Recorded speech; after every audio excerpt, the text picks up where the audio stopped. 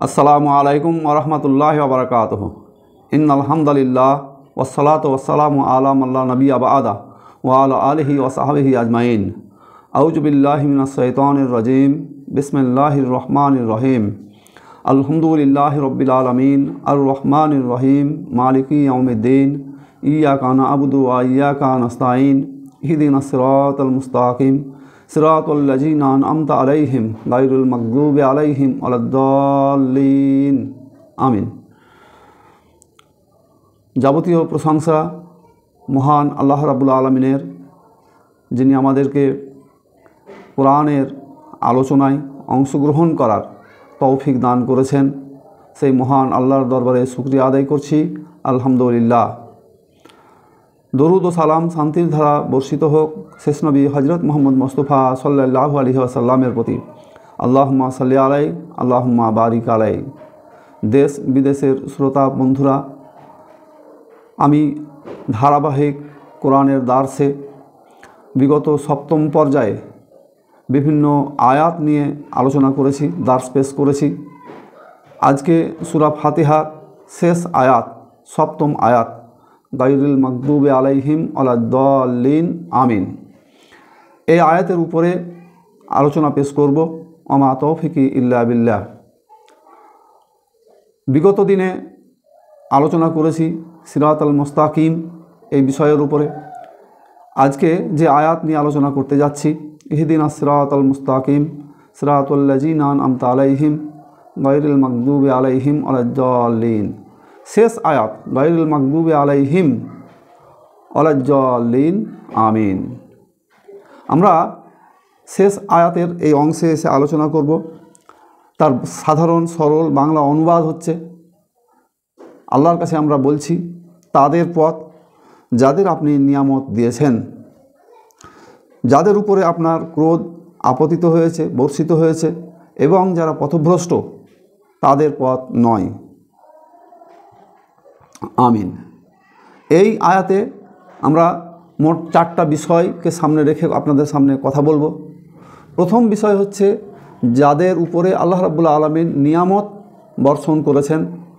দ্বিতীয় হচ্ছে গায়রিল মাগদুবি আলাইহিম, অর্থাৎ যাদের উপরে আল্লাহ রাব্বুল আলামিনের ক্রোধ বর্ষিত হয়েছে।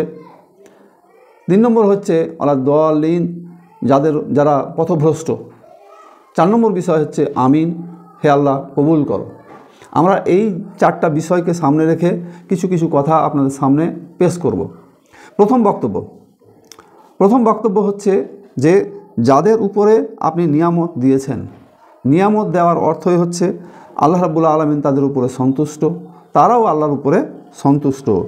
আল্লাহ তাদের অনুগ্রহ করেন, আল্লাহ তাদের পুরস্কৃত করেন। তাহলে এরা কারা? পৃথিবীর ইতিহাসে যদি আমরা দেখি, তাহলে এই শ্রেণীর মানুষরা হচ্ছে অত্যন্ত মর্যাদাশালী ব্যক্তি আল্লাহর কাছে। এরা হচ্ছে তারা যারা ইন্না আকরামাকুম ইন্দাল্লাহি আতকাকুম ইন্নাল্লাহা আলিমুন খাবীর।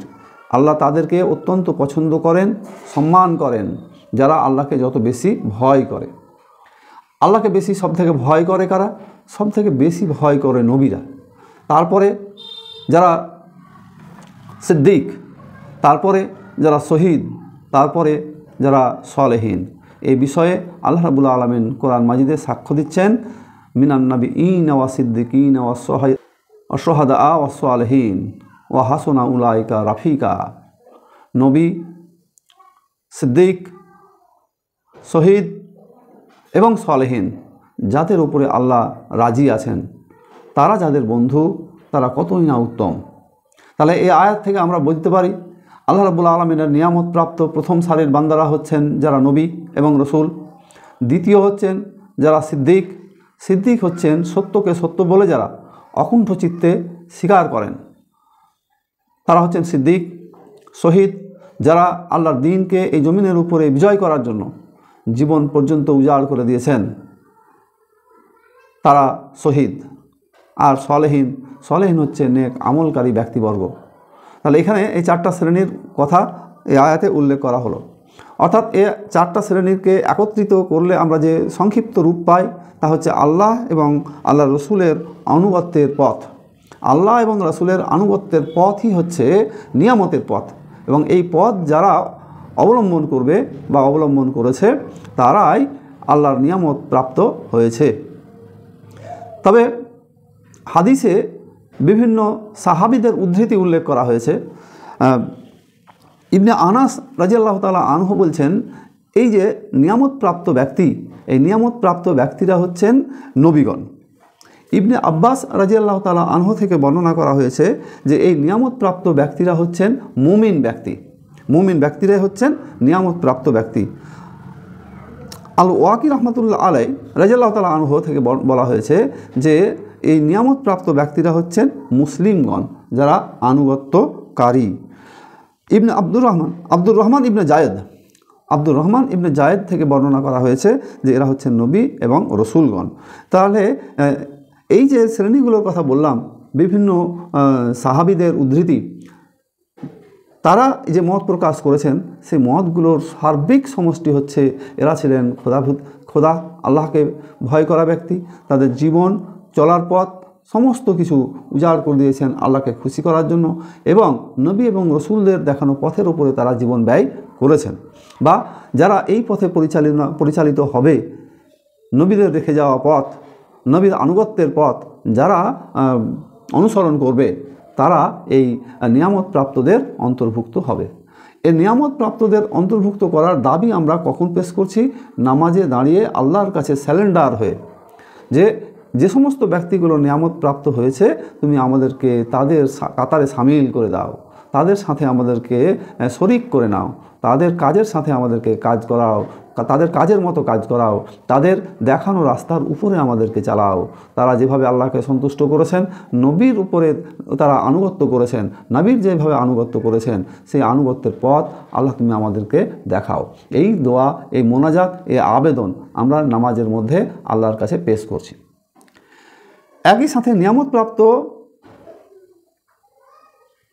নবী রসুলদের পাশাপাশি আরও দুটো বিষয় থেকে আমরা এখানে পানা চেয়েছি, এবং এটা আল্লাহ রাব্বুল আলামিন শিখিয়ে দিয়েছেন যে যাদের উপরে আপনার ক্রোধ, অর্থাৎ আল্লাহ রাব্বুল আলামিনের রাগ, ক্রোধ ভাজন অবতীর্ণ হয়, তাদের পথে নয়, যারা পথভ্রষ্ট তাদের পথে নয়। তাহলে এখন জানার বিষয় হচ্ছে যে গায়রুল মাগদুবে আলাইহিম, এই মাগদুব এরা কারা? এখানে যতগুলো তাফসির আমি দেখেছি, তাফসির ইবনে কাসির, তাফসির মারিফুল কোরআন, তাফসির আহসানুল বায়ান, তাফসির ফি জিলালিল কোরআন, তাফহিমুল কোরআন, এরকম যে সমস্ত তাফসিরগুলো আমরা মার্কেটে দেখি, সেই প্রত্যেকটা তাফসিরে এই মাগদুব বলতে ইহুদিদেরকে বোঝানো হয়েছে। তাফসিরকারকরা বিভিন্ন কারণ দিয়েছেন যে তারা আল্লাহর লানতপ্রাপ্ত কেন, আল্লাহ তাদের উপরে গজব বর্ষণ করেছেন কেন করেছেন, এর কিছু কারণ দেওয়া হয়েছে, ইহুদিদের বৈশিষ্ট্য বর্ণনা করা হয়েছে। তাহলে প্রথম বৈশিষ্ট্য হচ্ছে যে জেনে শুনে সঠিক পথ অবলম্বন তারা করেনি। তারা জানতো যে নবী পৃথিবীতে আসবেন, নবী এসেছে, অথচ তারা তাকে অনুসরণ করেনি। তারা জেদ ধরে বসেছিল যে নবী আসবে আমাদের মধ্যে, ইহুদিদের মধ্যে শেষ নবী। তাহলে তারা তাদের ধর্মীয় গ্রন্থগুলো থেকে তারা জেনেছে, তারা বুঝতে পেরেছে নবী এসেছে, নবীর আলামত দেখেছে, তারপরে তারা জানা শোনা সত্ত্বেও তারা নবীকে তারা মেনে নেয়নি। দ্বিতীয় কারণ হচ্ছে যে তারা আয়াতের বিকৃতি করেছে এবং অপব্যাখ্যা করেছে। আল্লাহ নবীর উপরে যে কোরআন মাজিদ নাজিল হয়েছে, আয়াত নাজিল হয়েছে, সেই আয়াতগুলোর তারা বিকৃতি করেছে এবং অপব্যাখ্যা করেছে, নিজের মন মতো ব্যাখ্যা করেছে এই ইহুদি সম্প্রদায়ের লোকেরা, মানুষেরা। এরা হচ্ছে আল্লাহর গজবপ্রাপ্ত ব্যক্তি। 3 নম্বর হচ্ছে উজাইর আলাইহিস সালামকে তারা আল্লাহর পুত্র হিসাবে চিহ্নিত করেছে, যে হযরত উজাইর আলাইহিস সালাম হচ্ছেন আল্লাহর পুত্র, অথচ আল্লাহ রাব্বুল আলামিন একক অদ্বিতীয়, তার কেউ শরীক নেই, তার কোনো পুত্র সন্তান তিনি কাউকে জন্ম দেননি, তাকেও কেউ পুত্র সন্তান হিসাবে জন্ম দেননি। তাহলে আল্লাহ রাব্বুল আলামিনের সাথে তারা উজাইর আলাইহিস সালামকে শরীক করে দিয়েছেন তার পুত্র হিসাবে। 4 নম্বর হচ্ছে ইহুদিদের মধ্যে যে সমস্ত সাধু, পণ্ডিত বা সন্ন্যাসী, এই শ্রেণীর লোকেদেরকে তারা একটা অধিকার দিয়ে বসেছে যে কোনটা হালাল হবে আর কোনটা হারাম হবে। এই অধিকারটা ইহুদিরা তাদের এই ধর্মীয় তাদেরকে দিয়ে দিয়েছে। অথচ হালাল এবং হারাম এটা নির্ধারণ করার একমাত্র অথরিটি হচ্ছে আল্লাহ রাব্বুল আলামিন, এবং কোনো কোনো ক্ষেত্রে আল্লাহ রাব্বুল আলামিন নবীদের মাধ্যমেও হালাল এবং হারামের ঘোষণা দিয়েছেন, নবীদের দ্বারাও দিয়েছেন। তাহলে একমাত্র মানদণ্ড হচ্ছে আল্লাহ রাব্বুল আলামিন এবং তার নবীরা। কিন্তু ইহুদিরা তারা এই জায়গায় হালাল হারামের বিধান নির্ধারণের জায়গাও তারা দিয়ে দিয়েছে তাদের পণ্ডিতদের, তাদের সন্ন্যাসীদের, তাদের সাধুদের। তারা পৃথিবীতে বিভিন্ন সময়ে গজবে পতিত হয়েছে, বিভিন্নভাবে গজবের সম্মুখীন হয়েছে। ইতিহাস সাক্ষী যে ইহুদিদের উপরে তারা বারবার গজবের সম্মুখীন হয়েছে। অপরদিকে পথভ্রষ্ট কারা? পথভ্রষ্ট হচ্ছে খ্রিস্টানরা। সব তাফসীরকারক এই বিষয়ে একমত যে খ্রিস্টানদেরকে এখানে পথভ্রষ্ট বলা হয়েছে। পথভ্রষ্ট তারা কেন? কারণ তারা ঈসা আলাইহিস সালামকে আল্লাহর পুত্র হিসাবে তারা মনে করত। তারা বলতো যে এক খোদা নয়, তিন খোদা, তিন খোদার এক খোদা হচ্ছে ঈসা আলাইহিস সালাম। তাহলে আল্লাহ রাব্বুল আলামিন যে একাত্মবাদের ঘোষণা, তাওহীদের ঘোষণা, তার লা শরীক, তার কোনো শরীক নেই, এই যে ঘোষণা, এই ঘোষণার জায়গায় তারা ঝামেলা তৈরি করেছে। ঈসা আলাইহিস সালামকে তার পুত্র বানিয়েছে, ঈসা আলাইহিস সালামের আম্মা মরিয়ম আলাইহিস সালামকে তারা আল্লাহর স্ত্রী বানিয়েছে, এবং আল্লাহকে আল্লাহ। তাহলে তারা তিন খোদা, তিন আল্লাহতে তারা বিশ্বাস স্থাপন করে ফেলেছে। দ্বিতীয় হচ্ছে যে তারা না জেনে শুনে আমল করত। তারা কখনো যে আমলটা করতো, খ্রিস্টান পোপ পাদ্রীদের দেখানো, সেই আমলের ব্যাপারে তারা কখনো প্রশ্ন করতো না যে এটা কি আসলেই শরীয়তের আমল, এটা কি আসলে ইঞ্জিলে আছে। তারা এই প্রশ্নের ধার ধারতো না। তারা না জেনে না শুনে তারা আমল করতে লাগতো। আরেকটা বড় কারণ হচ্ছে তারা অন্ধ অজ্ঞদের মতো ইবাদত করতো। অন্ধদের মতো, যেমন অন্ধরা কিছু দেখতে পায় না, তেমনি তারা নিজেদেরকে অন্ধ অজ্ঞদের মতো ইবাদত করতো। এই সব কারণে তারা পথভ্রষ্ট। তাহলে ইহুদি এবং খ্রিস্টান জাতি হচ্ছে পথভ্রষ্ট। অথচ আজকের এই পৃথিবীর দিকে যদি আমরা তাকাই, তাহলে ইহুদিরা এবং খ্রিস্টান এই দুটো লবি গোটা বিশ্বকে শোষণ করছে বলা যেতে পারে। এবং তার সাথে সাথে মুশরিকরাও শরিক হয়েছে, এবং মুশরিক এবং ইহুদি খ্রিস্টান সব মিলে গোটা পৃথিবীতে আল্লাহর বিধানকে উচ্ছেদ করে দেওয়ার জন্য যত রকমের প্রচেষ্টা থাকে সব তারা করছে। মুসলিম রাষ্ট্রগুলোকে তারা নিজেদের কুক্ষিগত করার চেষ্টা করেছে, নিজেদের পছন্দ মতো শাসককে তারা সেখানে বসিয়েছে, নিজেদের পছন্দ মতো লোককে তারা শাসন ক্ষমতায় নিয়ে এসেছে, নিজেদের মতো করে বিভিন্ন দেশে রাষ্ট্রে আইন তৈরি করে তাদের ধনসম্পদকে নিজেদের কুক্ষিগত করার জন্য তারা সব সময় প্রচেষ্টা লাগিয়ে আছে। এক দেশের সঙ্গে আরেক দেশের রাজনৈতিক বিবাদ লাগিয়ে, যুদ্ধ লাগিয়ে দিয়ে তারা অস্ত্রের কারবারে মেতে উঠেছে। গোটা পৃথিবীতে যে আজ অস্ত্রের ঝনঝনানি আওয়াজ শোনা যাচ্ছে, এই অস্ত্রের ঝনঝনানি আওয়াজ ইহুদি এবং খ্রিস্টানদের চক্রান্তের ফসল। তারা গোটা পৃথিবীকে তারা অস্থির করে তুলেছে। তারা গোটা পৃথিবীকে নিজেদের মতো করে শাসন করতে চায়, গোটা পৃথিবীকে তারা নিজেদের আনুগত্যে, নিজেদের বশে রাখতে চায়। অথচ আল্লাহ রাব্বুল আলামিনের ঘোষণা হচ্ছে আল্লাহুল খালক ওয়াল আমর, সৃষ্টি যার, হুকুম চলবে তার। এ ঘোষণার জায়গায় তারা বিরোধ করে বসেছে। আজকের এই পৃথিবীতে যে জলে এবং স্থলে বিশৃঙ্খলা দেখা দিচ্ছে, এই জলে এবং স্থলে বিশৃঙ্খলার কারণই হচ্ছে যে তারা এই পৃথিবী থেকে আল্লাহর বিধানকে একটা করে মুছে দিতে চায়। আল্লাহর বিধান নিয়ে কথা বলার মতো যেন লোক না থাকে, এই প্রচেষ্টা তারা চালিয়ে যাচ্ছে। এই পর্যায়ে আমরা একেবারে আয়াতের শেষ অংশে এসে বলছি যে গায়রুল মাগদুবি আলাইহিম ওয়ালাদ-দাল্লিন, আমিন। আমিন অর্থ হচ্ছে হে আল্লাহ তুমি কবুল করো। সূরা ফাতিহার মধ্য দিয়ে যে আমরা আবেদন আল্লাহর নিকট পেশ করলাম, সেই আবেদনের শেষ প্রেক্ষাপটে এসে বলছি আমরা যে হে আল্লাহ তুমি আমাদের এই দাবি, আমাদের এই আবেদনপত্র, এই আমাদের আকুতি মিনতি তুমি কবুল করো। এই কবুল করার কথাটা, আমিন শব্দটা আমরা নামাজের সময়ে বলি। শুধু নামাজের সময় কেন, যখন আমরা তেলাওয়াত শুনবো সূরা ফাতিহার, তখনও আমরা আমিন বলবো। নামাজে যিনি ইমামতি করবেন, তিনি যখন জোরে তেলাওয়াত করা হয়, সেই জোরে তেলাওয়াতের পরে সূরা ফাতিহার শেষ অংশে এসে আগে ইমাম সাহেব আগে আমিন বলবেন। ইমাম সাহেবের আমিন বলাটা যেন অন্ততপক্ষে প্রথম কাতারের প্রথম সারির মুসাল্লিরা যেন শুনতে পায়, এবং মুসাল্লিরা সমস্বরে আমিন বলবে, তবে ইমাম সাহেবের আগে নয়, ইমামের পরে। তো এই নিয়ে আজও কাবা শরীফ এবং মসজিদে নবাবী এই আমিনের শব্দে যেন গম গম করে ওঠে। আমরা আজও আমাদের পাড়া প্রতিবেশী যে সমস্ত মসজিদগুলো আছে সেগুলোতে দেখতে পাই ইমামের পরে পরেই মুসাল্লিদের আওয়াজে মসজিদ যেন গম গম করে ওঠে। তাহলে আমিন বলার এ রেওয়াজ, এ সিস্টেম নবীদের সুন্নাত, সাহাবীদের সুন্নাত, এবং এটা তাফসীরকারকদের একাংশের মত যে এটা মুস্তাহাব। তাহলে আমরা এই সুন্নতি কাজ, নবীদের সুন্নাত, সাহাবীদের সুন্নাত, এ কাজ আমরা করি। এটা করার পেছনে নবী করিম সাল্লাল্লাহু আলাইহি সাল্লাম করতেন, তাই আমরা করি। তাহলে নবী করিম সাল্লাল্লাহু আলাইহি সাল্লামের রেখে যাওয়া কাজ আমরা বলছি। এর একটা বড় ফজিলত আছে। এই ফজিলত হচ্ছে যে মুক্তাদিদের বলা আমিন এবং তার সাথে সাথে ফেরেশতারা আমিন বলেন, আকাশের অধিবাসী যারা, এ আমিন এবং ফেরেশতাদের আমিন যদি দুটো একসাথে মিশে যায়, উচ্চারিত হয়, তাহলে পূর্বে যাবতীয় গুনাহসমূহ সব ক্ষমা করে দেওয়া হয়। পূর্বে যা গুনাহ থাকে সব ক্ষমা করে দেওয়া হয়। এ হচ্ছে আমিন বলার একটা বড় ফজিলত। ইহুদিরা হিংসা করে, সব থেকে বেশি হিংসা করে আমিন এবং সালাম এ দুটো শব্দের। সালাম শব্দের অর্থ দিয়ে শান্তির বার্তা দেওয়া হয়, নিরাপত্তার বার্তা দেওয়া হয়। একই রকমভাবে আমিন শব্দের মধ্যে দিয়ে আল্লাহর শরণাপন্ন হওয়া হয় যে আল্লাহ তুমি আমার এই দোয়া, এই মোনাজাত, আপিল কবুল করো। তাহলে এ বার্তা আমিন শব্দের মধ্য দিয়ে আমরা দিই। তাহলে এখন পর্যন্ত আমরা আমিন বলা নিয়ে এতগুলো কথা বললাম যে মসজিদের সকলের উচিত যে সূরা ফাতিহার শেষ লগ্নে এসে ইমাম সাহেবের পরে আমিন বলা, এটা সকলের উচিত, নবীদের সুন্নাত, সাহাবীদের সুন্নাত।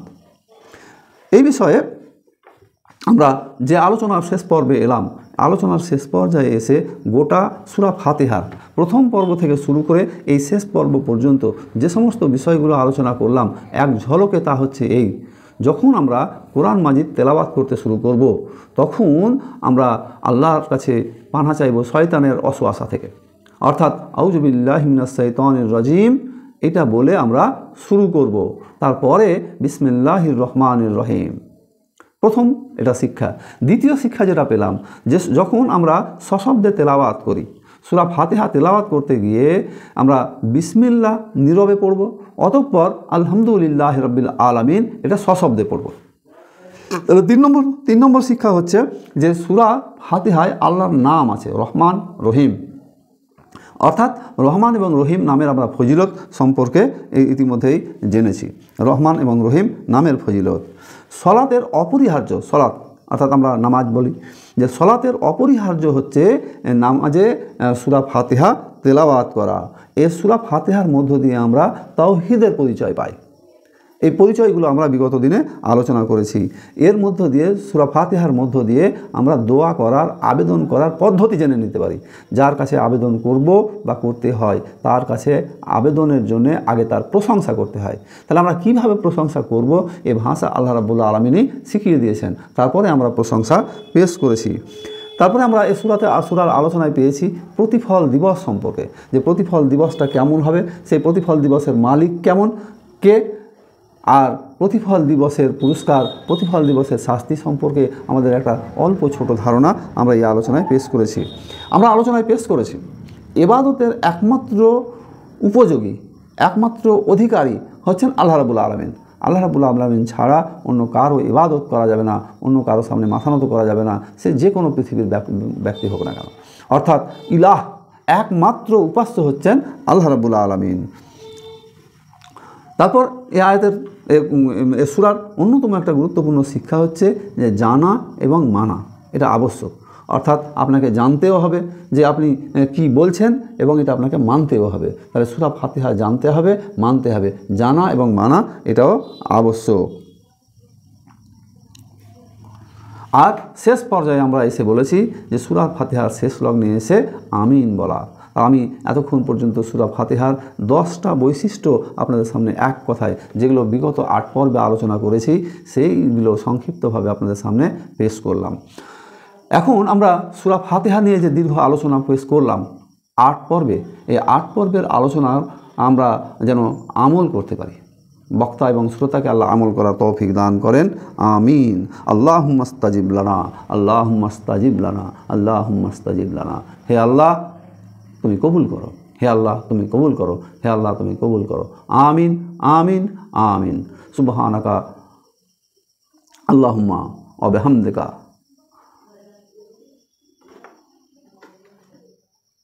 আশহাদু আল্লা ইলাহা ইল্লা আনতা আস্তাগফিরুকা ওয়া আতুবু ইলাইকা। রব্বানা তাকাব্বাল মিন্না ইন্নাকা আনতাস সামিউল আলিম ওয়া আতুব আলাইনা ইন্নাকা আনতাত তাওয়াবুর রহিম। লা ইলাহা ইল্লা আনতা সুবহানাকা ইন্নী কুনতু মিনাজ জালিমিন। সুবহানা রাব্বিকা রাব্বিল ইজ্জাতি আম্মা ইয়াসিফুন ওয়া সালামুন আলাল মুরসালিন ওয়া আলহামদুলিল্লাহি রাব্বিল আলামিন। আসসালামু আলাইকুম ওয়া রাহমাতুল্লাহি ওয়া বারাকাতুহু।